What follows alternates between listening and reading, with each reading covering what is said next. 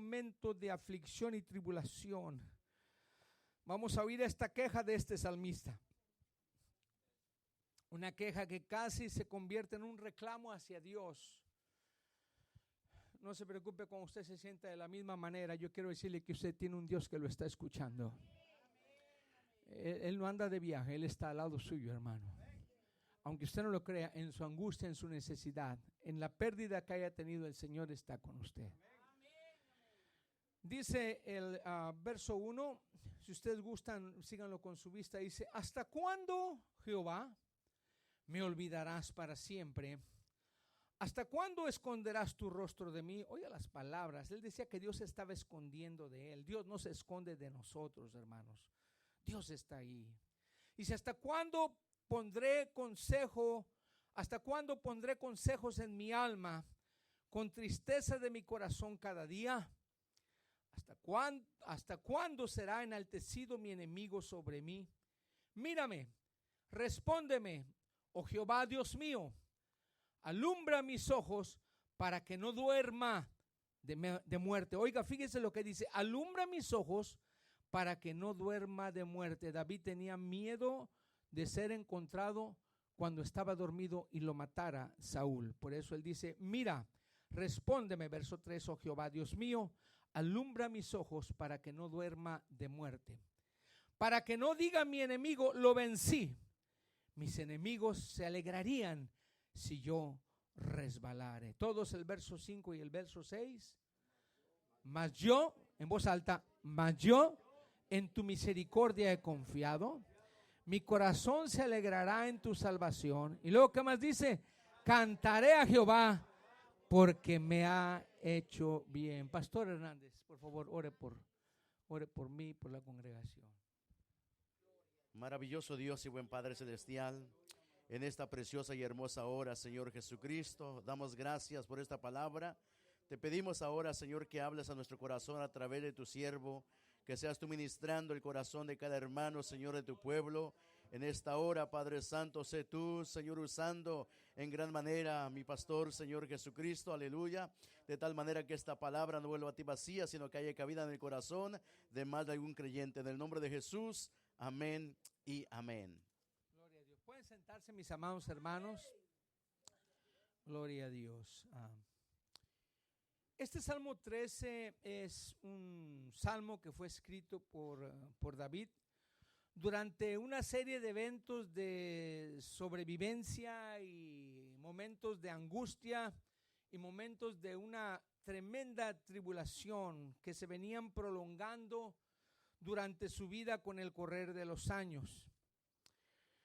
Pero algo que encontré cuando estudiaba este tema es que desde el Salmo 9 hasta el Salmo 15, que se dan cuenta el Salmo 3 está en medio del 9 y el 15, lo que me di cuenta es que estos salmos son salmos que tienen una referencia o que están relacionados para los días futuros, días difíciles cuando la gran tribulación, el anticristo se apodere de la humanidad y venga el tiempo de la gran tribulación. Entonces, cuando yo leí del 9 al 15, el Salmo 13, entonces yo me di cuenta que la aflicción de David y los problemas de David eran más que problemas, más que aflicciones, era una grande tribulación. Porque si estos salmos del 9 al 15 están como referencia para el tiempo cuando el remanente judío que le ha sido fiel a Dios tendrá que enfrentar al anticristo en la gran tribulación, pues van a ser tiempos pues fuera de lo normal, tiempos muy terribles, donde va a haber un tiempo de prueba para el pueblo judío. Gracias a Dios, la iglesia ya estará en otro lugar, allá en las bodas del Cordero. Pero esto me ayudó a comprender más que David no nada más estaba tribulado o era perseguido, sino que David estaba en constante tribulación su vida. Era muy difícil que el corazón de él tuviera en paz. Por eso dije hace rato, cuando él dice, Señor, alumbra mis ojos y que no duerma de muerte, porque él tenía miedo, cerrar los ojos, quedar exhausto, quedar cansado y que viniera el enemigo y que lo matara. También se cree que David escribió este salmo cuando estaba en la cueva de Adulam, cuando estaba siendo perseguido por el rey Saúl y tal vez también cuando los filisteos en un tiempo en que todos se habían agrupado para encontrarlo y para asesinarlo. Así que David se encontraba en una situación desesperada, diciéndole a Dios y reclamándole: Señor, ya pasó mucho tiempo, pero ¿hasta cuándo me olvidarás? Sé que me has olvidado, sé que me has dado la espalda, pero quiero saber hasta cuándo, para siempre, hasta cuándo esconderás tu rostro de mí. Cuando analizamos este Salmo 13, vemos que el Salmo se convierte en un salmo de cuestionamientos y reclamos a Dios de parte de David. Porque él continúa diciendo en el verso 2 otra vez: ¿hasta cuándo pondré consejo en mi alma, con tristeza de mi corazón cada día? ¿Hasta cuándo será enaltecido mi enemigo sobre mí?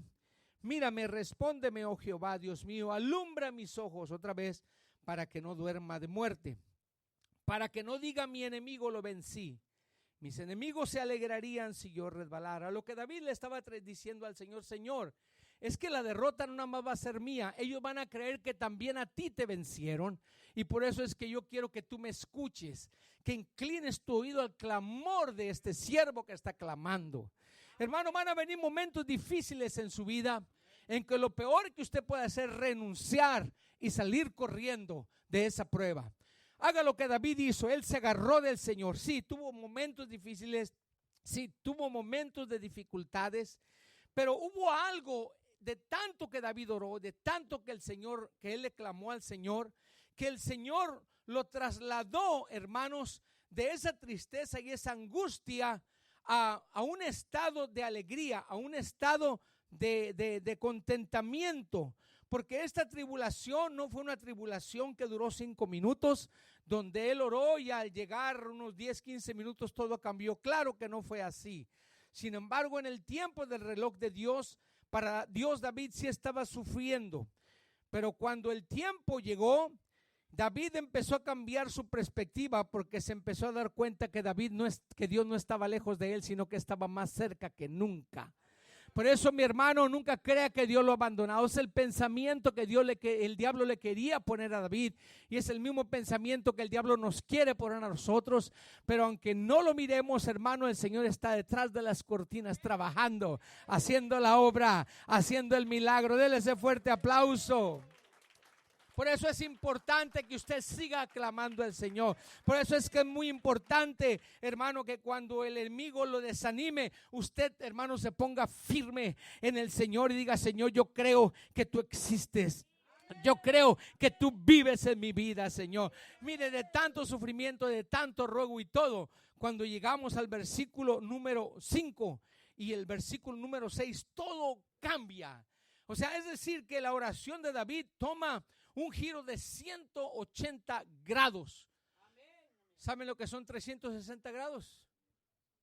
¿Saben lo que son 180 grados? Mire, le voy a decir lo que son 360 grados. Hay gente que dice: hermano, el Señor me cambió mi vida a 360 grados. Bueno, quiere decir que venían caminando así, dieron una vuelta y volvieron a quedar en los 360 grados.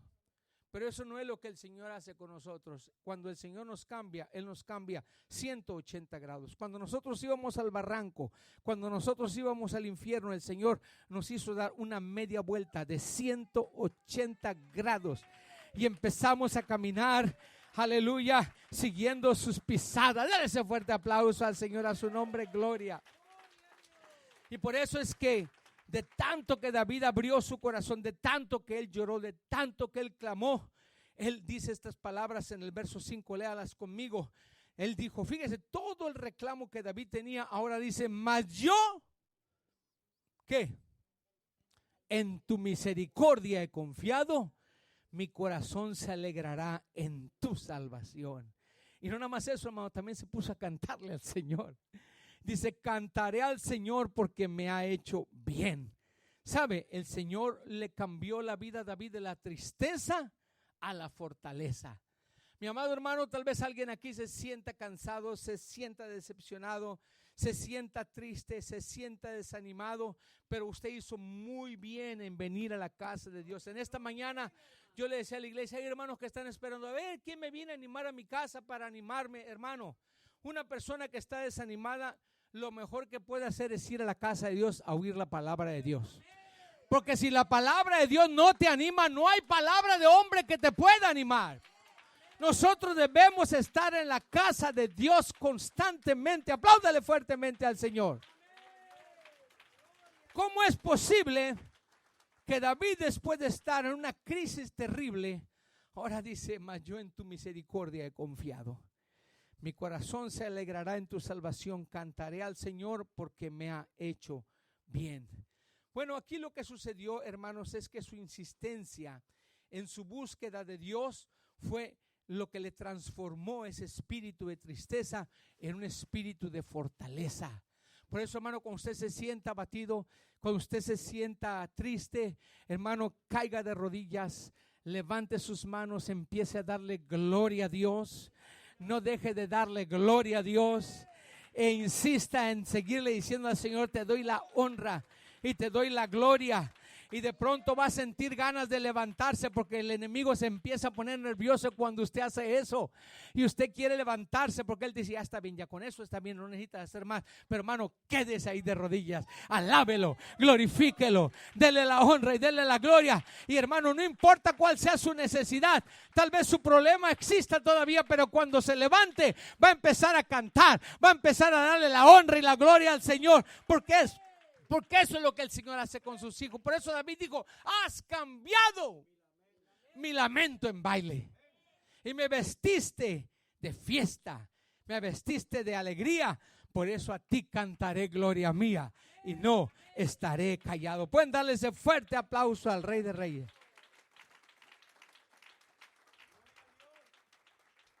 Miren, hermanos, 15 años atrás a David se le había prometido que él iba a ser el nuevo rey de Israel. 15 años atrás fue el profeta Samuel a su casa, en medio de sus hermanos, cuando vio al hermano mayor, porque él tenía la misión de ir a ungir a un hijo de Isaí a la casa de Isaí. Y cuando él entra, ve al hijo mayor de Isaí y dijo: de seguro que en la presencia del ungido de Jehová estoy.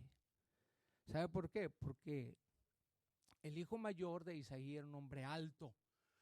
Y cuando Samuel lo vio, se figuró a Saúl. Saúl era un hombre alto. La Biblia dice que cuando él se paraba en medio del ejército, sus hombros salían de toda la multitud. Y por eso cuando él vio al mayor, dijo: de seguro que en la presencia del ungido de Jehová estoy. Y el Señor le dice: no mires lo que está afuera, no mires su altura, no mires lo grueso de sus brazos, porque Dios no mira lo que está afuera, Dios mira el corazón.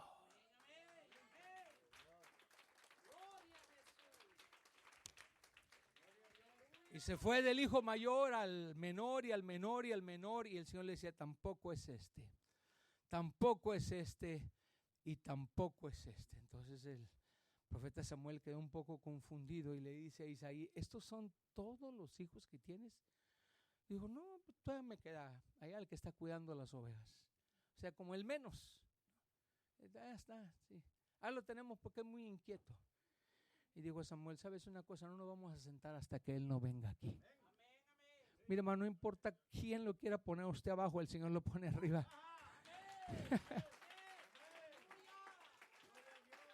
Mire, a David, su papá lo quiso poner abajo, sus hermanos lo quisieron poner abajo, Saúl lo quiso poner abajo, y cada vez que lo querían poner abajo, él seguía sobresaliendo y seguía sobresaliendo y seguía subiendo y seguía subiendo. Usted alabe al Señor, usted dele gloria a Dios, usted honre al Señor y verá que el Señor lo va a ir escalando día a día.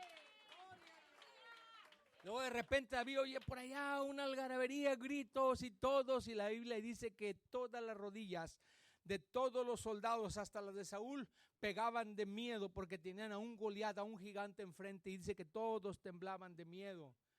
Y cuando David llega, él dice: ¿qué darán al hombre que venza a ese gigante? Y cuando sus hermanos lo oyeron, lo reprendieron, dijeron: tú eres un chismoso, tú nomás viniste a ver aquí la pelea.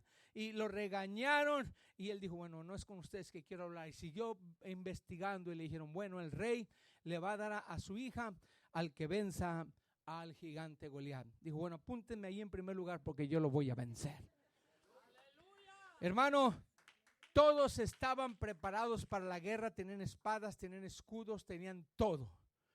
Y David dijo, no, yo no necesito nada. Saúl lo detuvo y le dijo, no, tú necesitas por lo menos una coraza para que te cubras de los ataques de él. Y hermano, imagínense, un hombre gigantísimo, grueso, grande como Saúl, le pone a un jovencito de unos 16 años la armadura de él, hermano. El niño nadaba dentro de esa armadura. ¿Y qué fue lo que pasó? David dijo, yo no puedo, yo nunca he peleado con nada de esto. Yo cuando mato a un oso lo mato sin nada, con piedras y con palos. ¿Tú has matado osos? Sí, he matado osos y leones. Y cuando viene un león o un oso y se lleva una oveja, yo voy detrás de él y le doy palo hasta que lo suelta. Dijo, ok, está bueno. Hermano, y baja ese jovencito al campo de la batalla.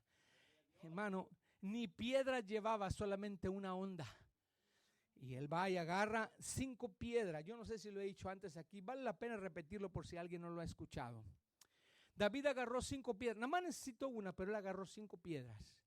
Y según en la Biblia, yo creo que David sabía, en la Biblia en el tiempo de David había no un gigante, sino 5 gigantes. Entonces él se aseguró de agarrar suficientes piedras, una para matar a Goliat y las otras 4 por si se presentaban los otros. Eso no dice la Biblia, eso es en el libro de Víctor capítulo 1, ¿ok? Pero ¿para qué quería 5 piedras si nomás iba a tirar una? Él era un experto en tirar, él no estaba pensando en fallar. Hermano, la primera piedra que lanzó se la puso en el hueco del casco del gigante y nada más una piedra necesitó para tumbar a Goliat. ¿Sabe por qué, hermano? Porque David era un hombre conforme al corazón de Dios. Y cuando alguien es un hombre, cuando alguien es un hombre, una mujer conforme al corazón de Dios, no importa que el tiro te salga chueco en el camino, el Señor te lo endereza y le pega donde le debe de pegar. Dale ese fuerte aplauso al Señor. A su nombre, gloria. Hay poder en Jesús. Dije, hay poder en Jesús. Hermano, David todo lo que veía eran problemas, persecuciones. Él no veía que su día llegaba para ser el rey de Israel. Él no veía.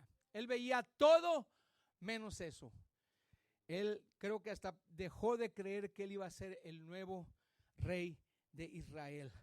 Lo más paradójico de la historia es que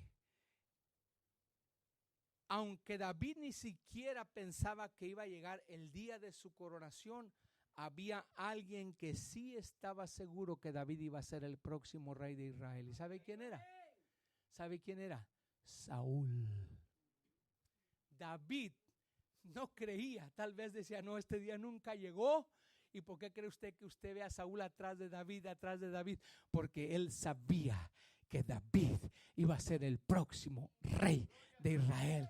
Saúl conoció a Dios y él sabía que lo que le había prometido a David, Dios se lo iba a cumplir. Y si algo Dios no le cumplió a Saúl es porque él se rebeldizó contra Dios, empezó a checar con las brujas y con adivinación y el Señor lo desechó. Pero David era un hombre conforme al corazón de Dios. Dios necesita hombres en esta noche. Dije, Dios necesita jóvenes en esta noche. Dios necesita doncellas en esta noche. Dios necesita mujeres en esta noche conforme al corazón de Dios. Pueden darse gloria a Dios, mi amado hermano.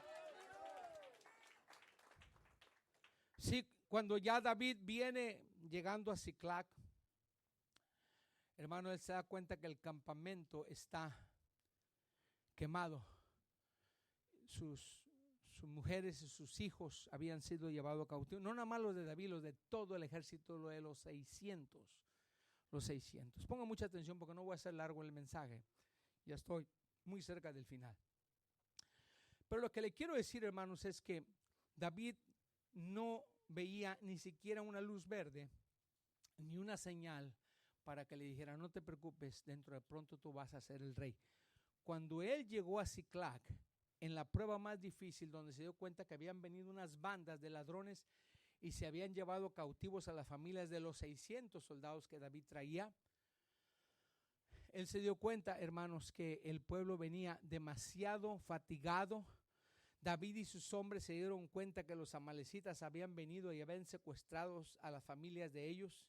Y ahora con este nuevo problema en la vida de David, David se mira en una situación bastante difícil. Sin embargo, hermano, David supo solucionar ese problema, pero no fue porque sacó la espada y les dijo, ustedes me apedrean a mí y yo los mato, porque el pueblo habló de apedrear a David. Pero hay algo maravilloso que me gusta de David, que cada vez que él estaba en problemas, la Biblia dice que David buscaba al Señor. Y eso es lo que dice la Biblia, que cuando David y sus hombres, en 1 Samuel 30, si gusta vaya ahí, 1 Samuel 30 del verso 1 dice que cuando David y sus hombres regresaban a Siclag cansados por la persecución de parte de Saúl, dice, al tercer día los amalecitas habían invadido el Negev y a Siclag la habían asolado y le habían prendido fuego. La ciudad estaba quemada y no había una alma ahí, se las habían llevado cautivas a todas.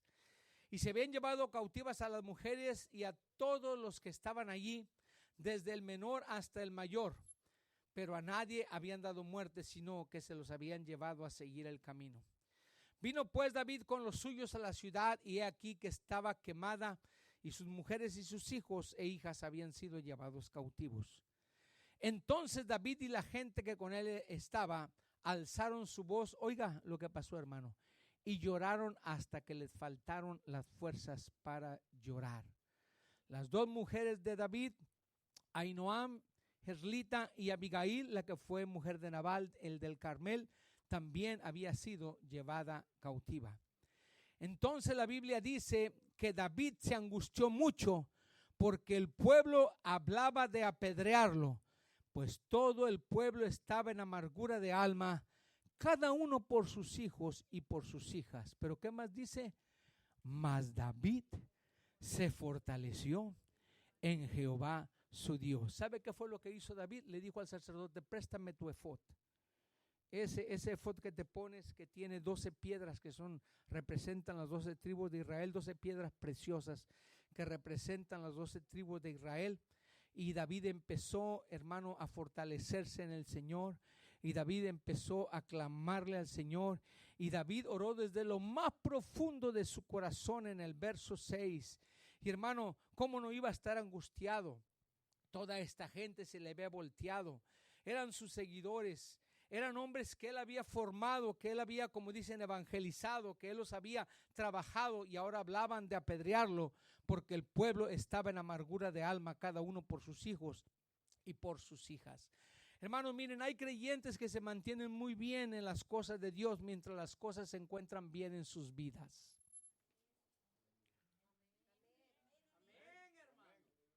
Hay creyentes que cuando todo está bien, hermano, pueden brincar, pueden dar maromas, pueden gritar y decir gloria a Dios, aleluya. Pero cuando llega el momento de la prueba, cuando llega el momento en que hay que buscar a Dios de verdad, desde el fondo del corazón, empiezan a quebrantarse y empiezan a quebrarse y a quererse torcer. Pero David sabía cuál era su secreto, porque el secreto de David era fortalecerse en Jehová, su Dios. Por eso la Biblia dice que David se fortaleció en Jehová, su Dios, y le dijo al sacerdote Abiatar, hijo de Ahimelech, yo te ruego que me acerques el efod. Y Abiatar se acercó y le dio el efod a David. Mire, a David no le correspondía ni siquiera tocar ese efod. Pero David es un personaje en la Biblia que hasta es un tipo de Cristo, fíjese.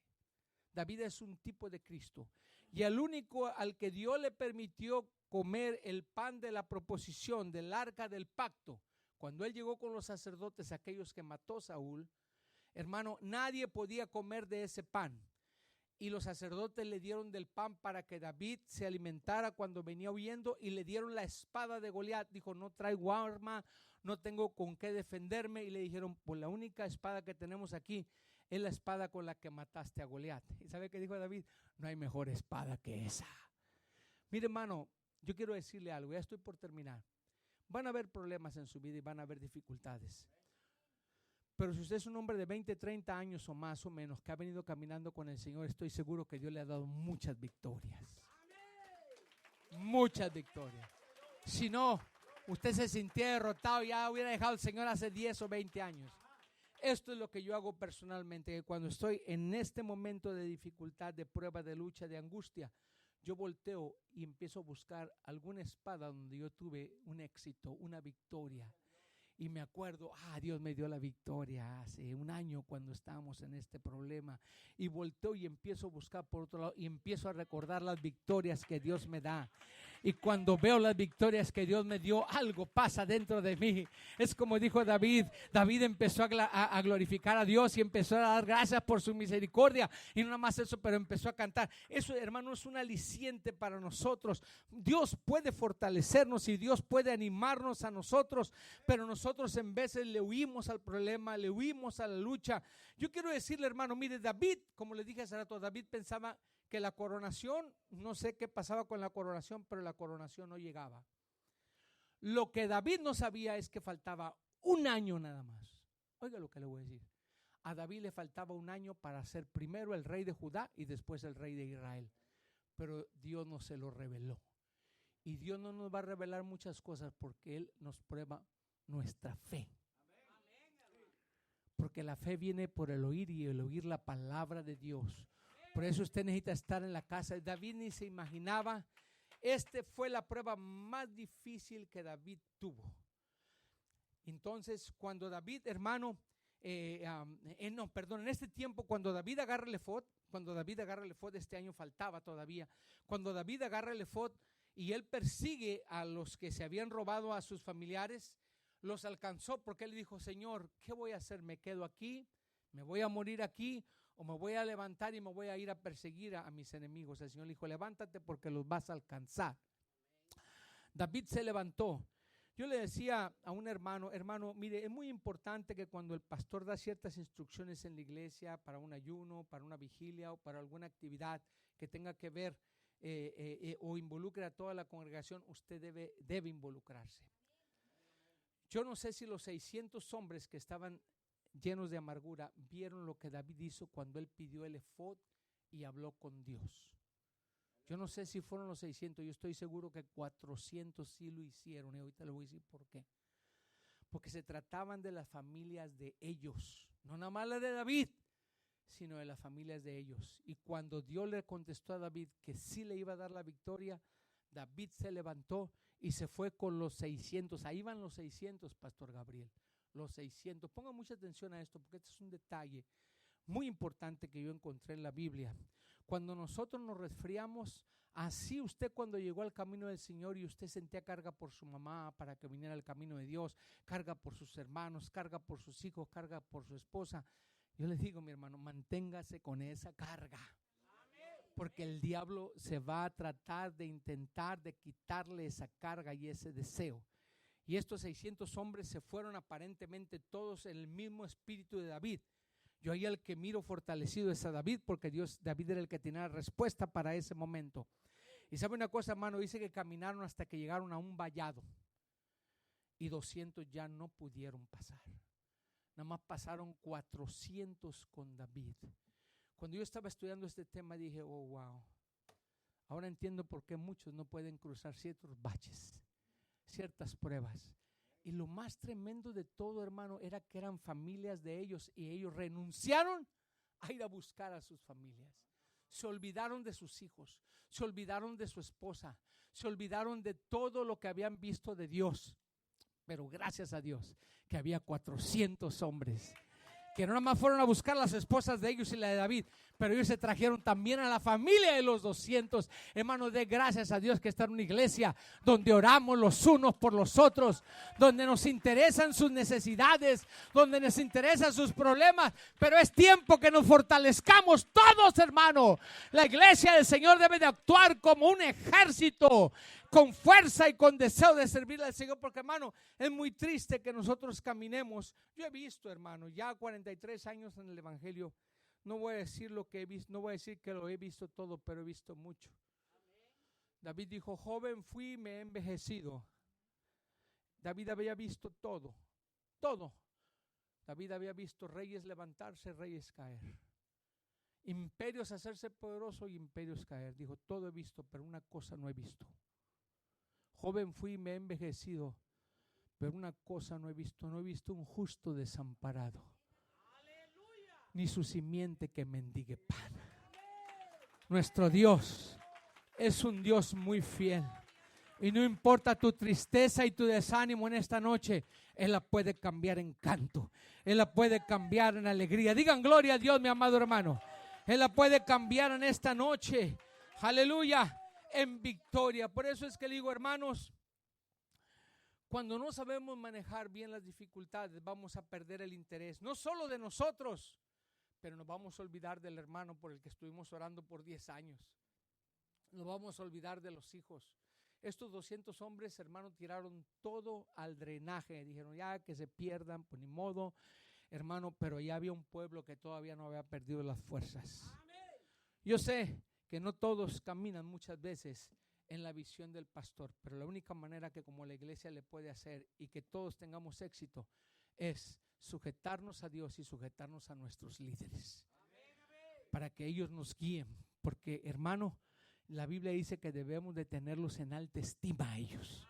Ellos son los que nos exhortan, ellos son los que nos predican la palabra de Dios, ellos son los que, hermano, nos hablan y nos dicen, hermano, siga adelante, no se quede ahí. Yo creo que David se sintió muy triste cuando vio que nada más 400 cruzaron ese vallado y los demás se quedaron atrás. Hermano, han pasado muchos años y hermanos que fueron de inspiración, lo digo con mucha tristeza, hermanos que fueron de mucha inspiración para mí, después los he visto en algún lugar, en algún flea market, en algún lugar, hermano, hasta con aliento alcohólico. Hermanos que hace 43 años los vi danzar, los vi recibir el Espíritu Santo, que yo los llegué a admirar por lo que yo veía en ellos. Es muy triste que se olvidaron de su vida espiritual, de su salvación, de sus esposas, de sus hijos, de sus familias. Cuando me los he encontrado, le digo, hermano, necesita regresar al Señor. Necesita regresar. Mira, hermano, nosotros siempre miramos los pecados, los carnales, y no, fíjese, volvió a tomar, y no, pues que cayó en adulterio, y todos esos son pecados. Pero sabe una cosa, hermano, el Señor no nada más mira eso como pecado. El Señor reprende a una iglesia y le dice, una cosa tengo contra ti, nada más una, no que te volviste a la borrachera, no que eres drogadicto otra vez, no. Una cosa tengo contra ti, que has dejado tu primer amor.